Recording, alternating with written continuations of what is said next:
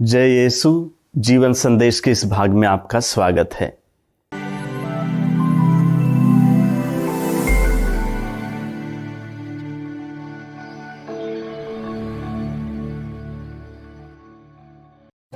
हर वर्ष पास्का का दूसरा रविवार विशेष रविवार होता है, क्योंकि यह न केवल पास्का का दूसरा रविवार है बल्कि यह दिव्य करुणा का रविवार भी है। इस रविवार को हम ईश्वर की अपार करुणा के बारे में मनन चिंतन करते हैं और दिव्य करुणा का पर्व मनाते हैं। ईश्वर के प्रेम को हम उनकी करुणा की बदौलत ही पहचान सकते हैं। ईश्वर करुणामय है और ईश्वर की करुणा को हम उसके पूरे मुक्ति योजना में देख सकते हैं। आज के सुसमाचार में यीशु कमरे में बंद भयभीत शिष्यों के पास आकर कहते हैं, तुम्हें शांति मिले। आज के सुसमाचार में यीशु ने इस वाक्य को पूरे 3 बार प्रयोग किया है।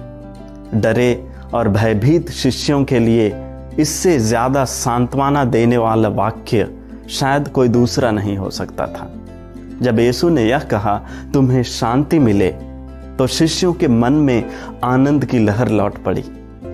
सुसमाचार के शब्द कहते हैं, प्रभु को देखकर शिष्य आनंदित हो उठे। प्रिय भाइयों एवं बहनों, उस स्थिति में शिष्यों के लिए शांति ही सबसे महान वरदान थी। इस तरह पुनर्जीवित यीशु ने प्रकट होकर उनको अपनी करुणा दिखाई और उन्हें साहस और ढाढ़स प्रदान किया। आज जब हम दिव्य करुणा का पर्व मनाते हैं तो हमें जरा सा विचार करने की आवश्यकता है। हमें सोचने की जरूरत है कि हमें किस चीज की सबसे ज्यादा जरूरत है, हमें किस रूप में दिव्य करुणा की आवश्यकता है। वास्तव में इस शोर भरी दुनिया में देखें तो हम सबको सबसे ज्यादा शांति की ही जरूरत है।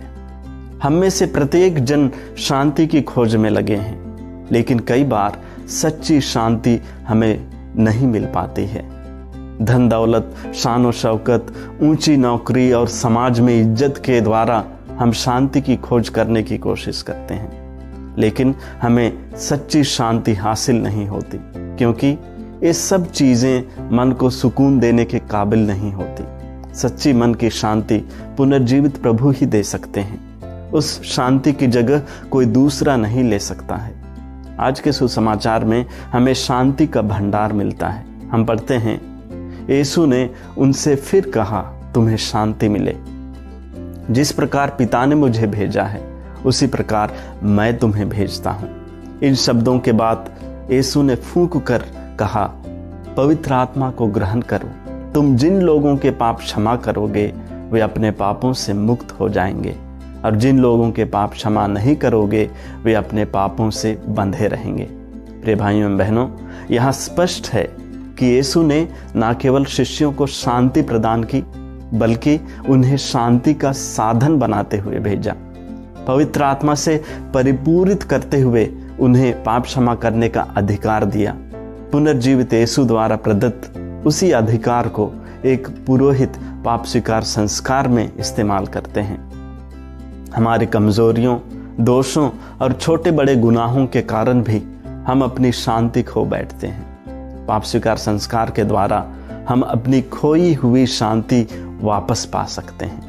पाप स्वीकार संस्कार में एक पुरोहित के माध्यम से यीशु अपनी महती करुणा को दिखाते हैं। इसलिए ईश्वर की अपार करुणा का अनुभव करने के लिए और अपने मन की शांति को पुनः पाने के लिए इस संस्कार से हमें कभी पीछे नहीं हटना चाहिए।